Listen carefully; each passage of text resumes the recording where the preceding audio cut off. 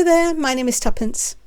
This week I want to make some flowers that can either be for Valentine's or for spring, and I'm going to use this collection of things to do it.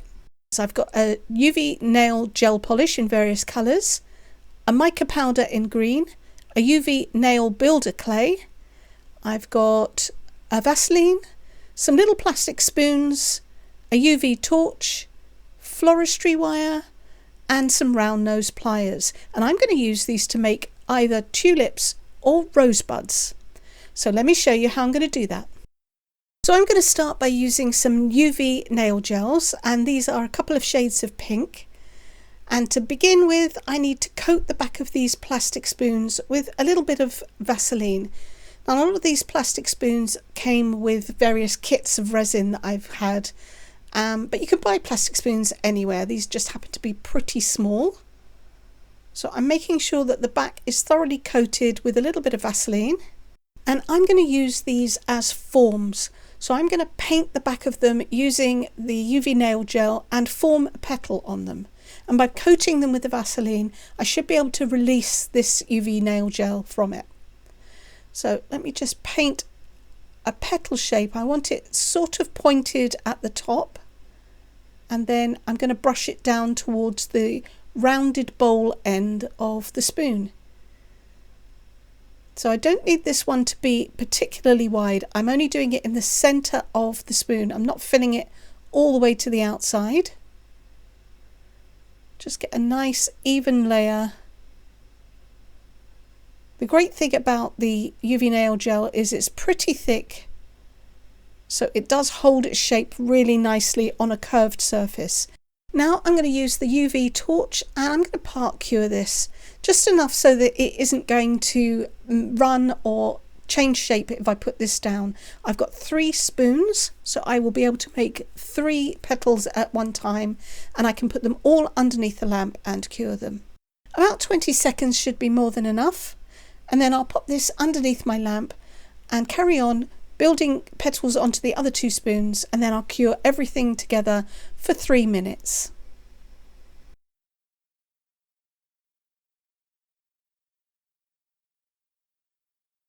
These have all cured now, so all I have to do is push my thumb against the top and it pops off.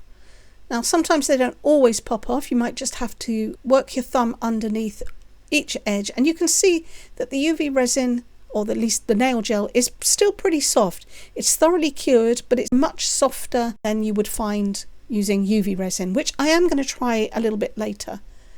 So there we go. I have popped them off the spoons and they have maintained the shape. They look just like petals. So now I need to go ahead and repeat this process. I'm going to make a slightly larger petals this time. So I'm going to pop on some music and I'll let you watch as I do that.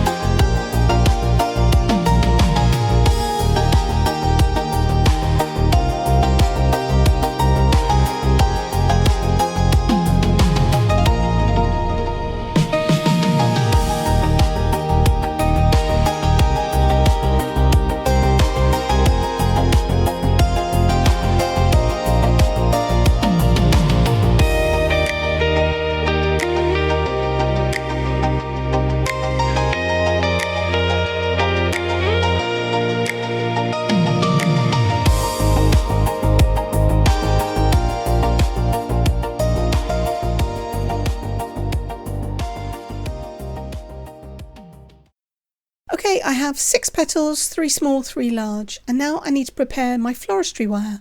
It's a plastic coated wire, and I'm going to put a small loop in the end by twisting it around these round nose pliers, and then I can twist that back on itself so that it lays flat and at a right angle to the rest of the wire. Okay, that's what I'm going to be building the rose on. So I need a little bit of UV clay to do that. This is nail builder gel, and I'm going to take a small scoop out and mix it with this green mica powder. So there should be enough powder in the lid for that. I really only need a very small amount, just need a tiny ball to attach to the top of that wire. So I'm just going to put that small blob in the lid and roll that around in the powder. Just squash it down, making sure that it gets coated on both sides. Okay, that should be enough. Now I just need to mix that in, so I'm going to kind of knead that against my mat, roll it around. It's not easy to do in my gloves because the fingers of my gloves are a little bit too long, but I'm just going to make sure that all of that mica powder is mixed in. Now I'm just going to take a small amount and roll that into a little ball, put it on the table. Then I can push that ring down on top of it, pick it up, and just make sure that it wraps all the way around that ring and covers it. That's going to be what I'm going to use to stick my petals on. I'm just going to put this underneath the lid of a jar that I've got over here just to keep it out of the light and prevent it from curing. Now I can take my smaller petals, the first 3 petals that I made, and I'm going to push them into the clay and just arrange them. So there should be just enough clay to hold the base of the petal in place.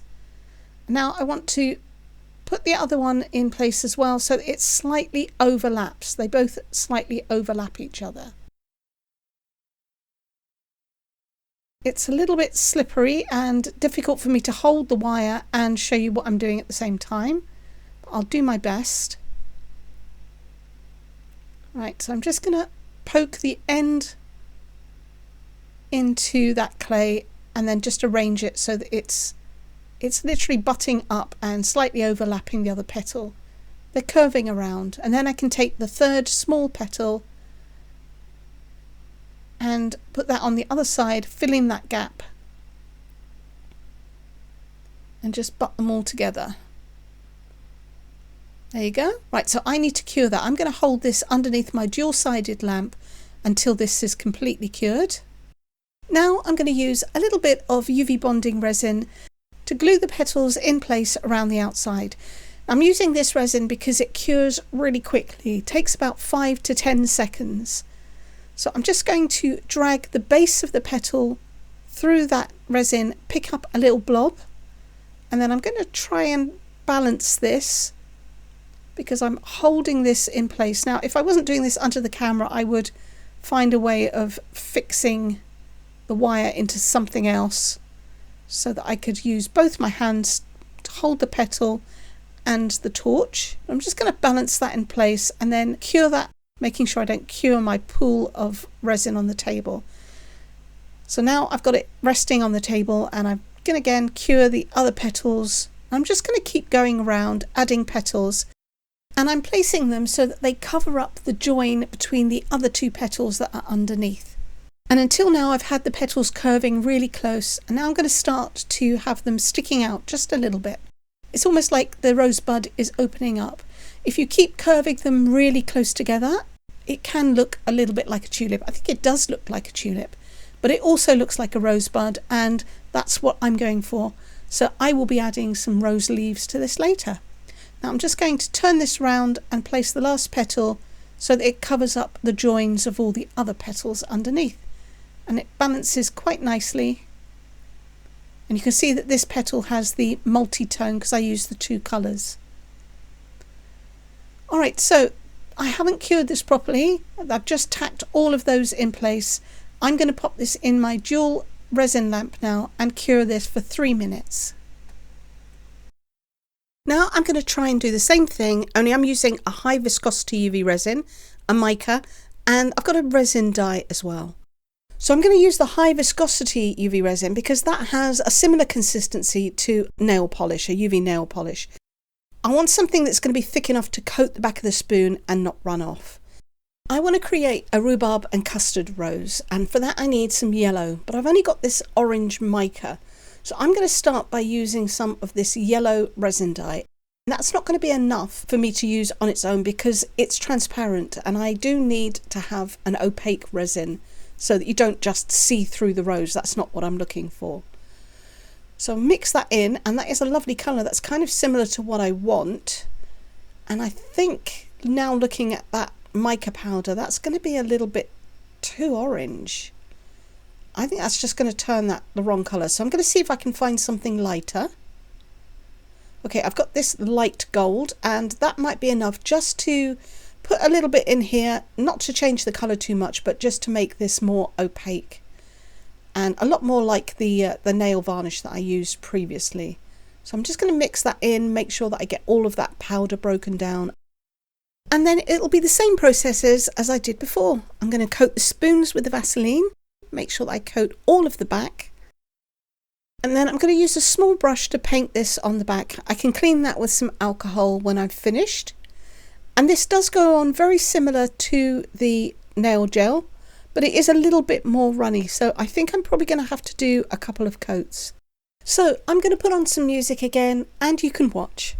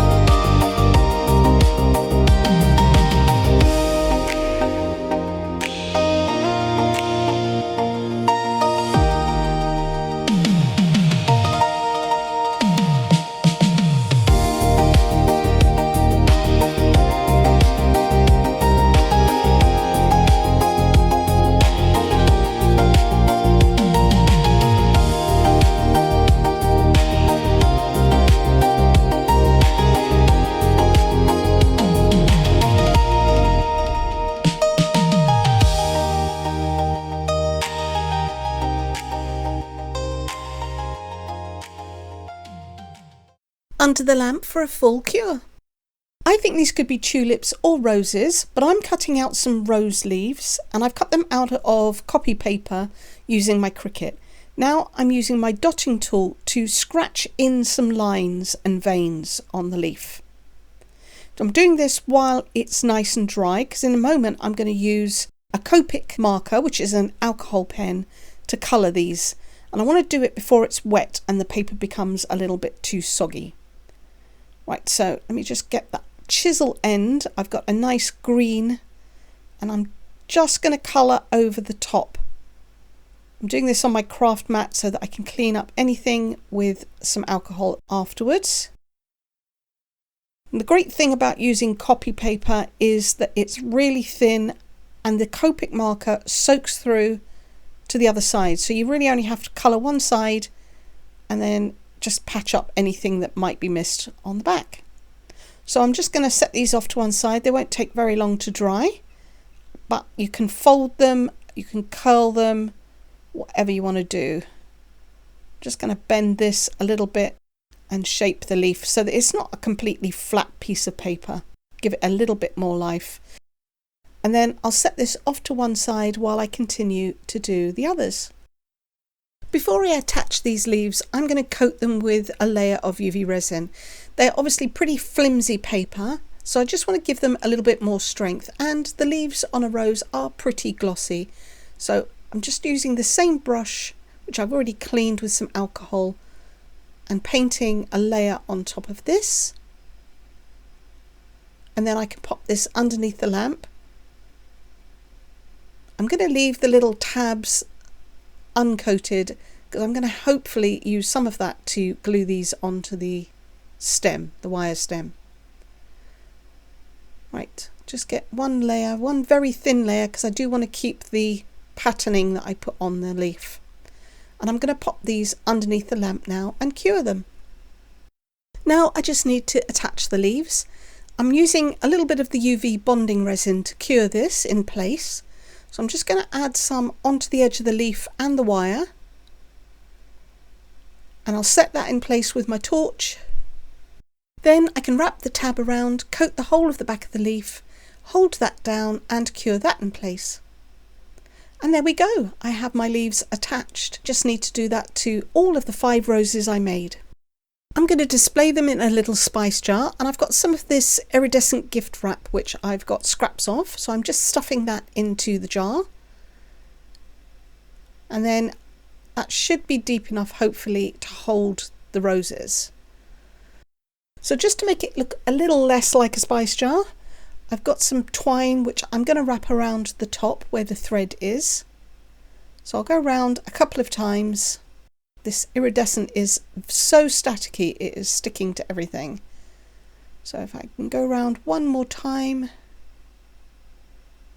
Yeah, that should be enough to tie a knot on the other side. Now I have this little heart, and this I made in a previous video. I showed you how to put different textures onto polymer or air dry clay. So I'm going to attach that using the twine to give it a little more decoration and just make it look a little bit less like something you might throw away. Right, so I've just poked that through so it sits properly, and then I can snip off the excess tags. And I think that's really nice. That looks really cute. So now I just need to pop the roses in and arrange them. So the mouth of the jar is a little wide, but I can always add some more flowers at a later date. And that is pretty much it. I will take some photographs of these. Let me know what you think. They could be tulips, they could be roses, depending on what leaves you put and how many petals you add. But I hope that you've liked this video. If you have, please go ahead, give me a thumbs up, comment, share, subscribe if you haven't, and please come back and see what I'm going to make next time. Thank you so much for watching. Take care. Bye.